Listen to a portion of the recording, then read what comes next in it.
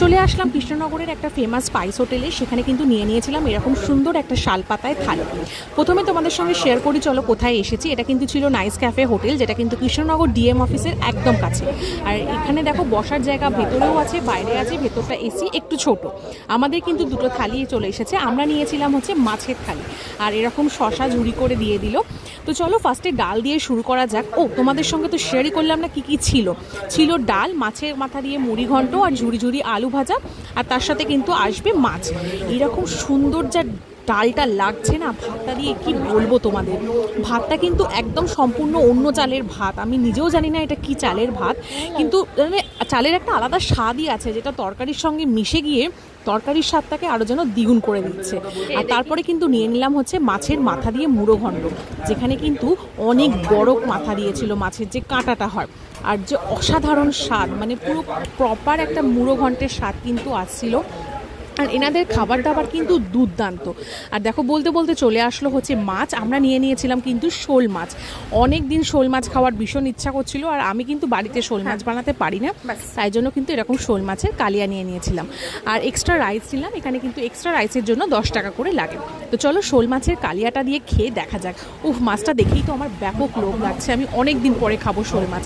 আমার কিন্তু শোল, কই এই মাছগুলো খেতে ভীষণ ভালো লাগে। ঝোলটা খেয়ে দেখা যাক কেমন হয়েছে। অসাধারণ হয়েছে। এত সুন্দর একটা টমেটো আর পেঁয়াজের একটা ফ্লেভার আসছিল না, দারুণ দারুণ। আর মাছটা কিন্তু অসাধারণ টাটকা। আমি তোমাদের কতটা বোঝাতে পারছি জানি না, কিন্তু মাছটা কিন্তু দুর্দান্ত স্বাদ ছিল। পুরো মনে হচ্ছিল জ্যান্ত মাছ, একদম দুর্দান্ত দুর্দান্ত, অসাধারণ লাগছিল মাছের কালিয়াটা। আর আমাদের কিন্তু থালিতে এরকম চাটনিও আছে, যেটা দিয়ে গেল। আর আমরা কিন্তু আলাদা করে নিয়েছিলাম হচ্ছে মাটন, যেটা আমরা মাটন ফুল প্লেট নিয়েছিলাম, যাতে 6 পিস মাটন থাকে। হাফ নিলে কিন্তু তাতে 3 পিস মাটন পাবে। আমরা দুজনে তিনটে করে খাবো বলে একটা ফুল প্লেট মাটন নিয়েছিলাম। মাছটা কিন্তু এত সুন্দর হয়েছিল না, তোমাদের বলে বোঝাতে পারবো না। মানে মাছের সাইজটাও কিন্তু অনেক সুন্দর ছিল। আর ও দেখো এদিকে আরেকটু ভাত নিয়ে নিল, দিয়ে ও কিন্তু খাবে হচ্ছে মাটনটা দিয়ে। মাটনটা তো দেখেই আমার লোভ লাগছে, খাওয়া তো অনেক দূরের কথা। আর এত সুন্দর একটা মাটনের ঝোলের অ্যারোমা আসছিল না, দারুণ।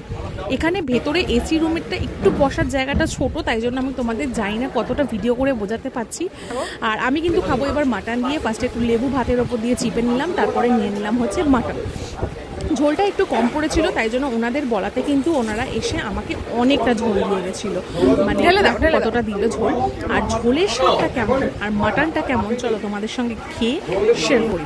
মাটনটা কিন্তু ব্যাপক হয়েছিল, পুরো বিয়ে বাড়ির মাটনের মতন স্বাদ ছিল। আর মাটনটা দুর্দান্ত স্বাদ ছিল, মানে এত সুন্দর সফট ছিল না, মানে মুখে দিলে দুর্দান্ত স্বাদ। আমি কিন্তু তোমাদের বলবো অবশ্যই কৃষ্ণনগরের এই হোটেলটাতে এসে খাওয়া দাওয়া করো। এবং তোমাদের আরও একটা জিনিস সাজেস্ট করবো, চেষ্টা করো 12টার আগে আসার, কারণ এখানে তো একদম ডিএম অফিসের কাছে, তাই জন্য 1টা বেজে গেলে কিন্তু প্রচুর লাইন পড়ে যাবে। আর এটা কিন্তু ছিল শেষ পাতে আমের চাটনি, যেটাও কিন্তু খুব সুন্দর স্বাদ ছিল।